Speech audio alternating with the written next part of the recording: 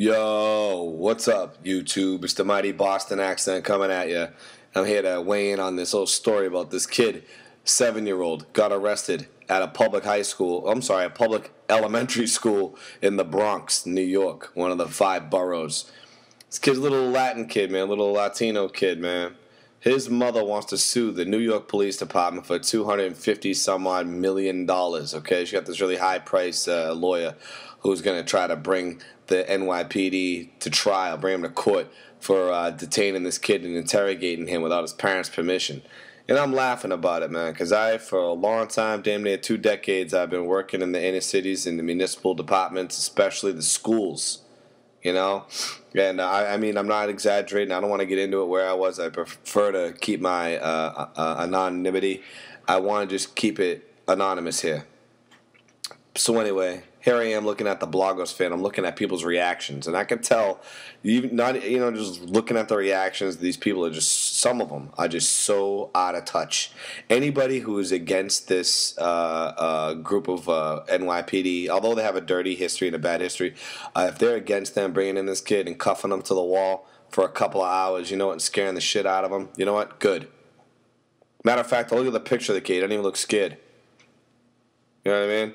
He looks like he's ready to argue again. You know what? Let me tell you how schools work for all you people who are against what the NYPD did, okay? Let's start from the very beginning. When you get in your public school and you get federal funding, when you get funding for school, you get funding per pupil according to what their academic needs are. So if you have a behavioral kid, which obviously this kid is, there's a very good chance he gets special education, which means you have to, per pupil, as a taxpayer, as a municipality, you have to pay more to educate him than you would the average Joe or the A-plus student. They're actually less money to educate because they don't need specialists. They don't need psychiatrists. They don't need reading teachers. They don't need all those extra supplementary classes and services, man, that the SPED kids get.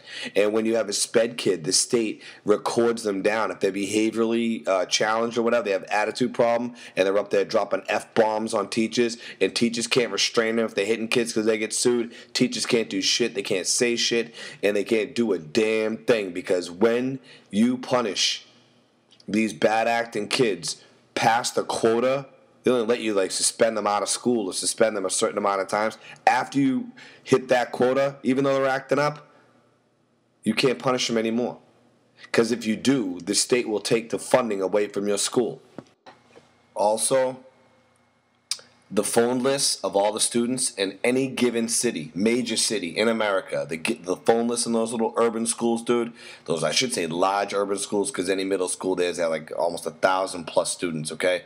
You know what? Nearly half, no exaggeration, of the phone numbers that are on those lists are wrong. They don't pay their bills. They're lying about their address. They're staying at their aunties, their grandmothers, their older sister from another dad. Please, dude. Enough with saying that people should have called, the school should have called, the principal should have done that, the principal should have done that. There's no way they could have changed the situation. Okay, there's nothing they can do. No one to call. When you call, one of the parents said, "Oh, I don't know what to do. I don't know what to do. He does it to me too." It's ridiculous. So stop making the schools raise other people's kids. Jeez, it's a waste of money. Let's start toughen up. Okay? That's why these public schools in New York, they can't handle the restraining of the kids. They can't, because if they do, they're gonna get in trouble. Because all of a sudden, these poor ghetto ass single moms are gonna come out of the woodwork like this bitch, trying to get $250 million, trying to sue motherfuckers. That's why they say, "Fuck it, I'm not dealing with it. I'm calling the police." That's why it happened. So you other stupid ass bloggers that are up there saying, "Oh, the parents should have been notified." You stupid bastards. Look at this motherfucker. Have you ever been to the Bronx? You know what these public schools are like? There are no parents, man. They're absent. You get it? What she should show up to the school in her pajamas and white socks and flip-flops on? Please, dude. Think the father even knows who the hell this kid is? Doesn't even know who his kid is, dude. You think he knows who his father is, dude? His mom's probably whacked out on all types of drugs, or just a single parent who had a kid with the wrong dude. He's probably just like his dad. Face up. Tired of these people being pussies, man. These little kids can't run shit. End of story. It's enough. Okay, the cops did the right thing to scare the piss out of that kid. And now if they lose the lawsuit, that kid's going to be even worse, okay? Look at the statistics, dude. The statistics speak for themselves, man. Single-parent black and Latino boys especially, twice as likely to end up unemployed, twice as likely to drop out of high school, twice as likely to end up in jail, twice as likely to be dead before they're 30. And you know what? They're also more likely to have type 2 diabetes, more likely to have heart problems, and more likely to have children out of wedlock, dude. And black women, just, could break down the demographic for you idiots, a 70% of a chance they're not even going to ever be married, dude. Okay, so the charter schools, the public schools, the education system caters to these women who had kids with a bunch of thugging-ass assholes, dude. And it's not just black and Latino people. You got that stupid-ass, what do you call it, the MTV show, man, 16 and Pregnant. Nothing but poor white folks doing the same shit. Okay? It's the destruction of our society, man, and that's the problem. No one's allowed to do anything about it. So stop blaming the schools. Stop blaming the administration. Stop blaming the cops. Why don't you blame the parents of these kids? Oh, parent, which is more likely to be a parent. And you know what else besides all these other stats about black and Latino boys especially? They're also filling up all the sped classes too.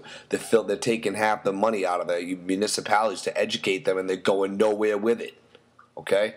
That's a good lesson that kid learned. And his mom, I hope the courts tell her to shove it up her ass, give her a quick little apology, give her the middle finger, say, straighten out, you badass fat kid. The kid's 7 years old, it looks like he's 10, mowing down too many empanadas and all that GMO food and all that fatty RGBA shit pumping in the milk, man. The kid's a fatty, little sumo up there wrestling, stealing people's money, man. Fuck him too. Sorry, if he grows up, man, you know what? Maybe he learned a lesson. I shouldn't have said fuck you to a 7-year-old. He's innocent in a way. But you know what? His mom, man, she needs a fucking lesson to learn too. She's probably living there for free too.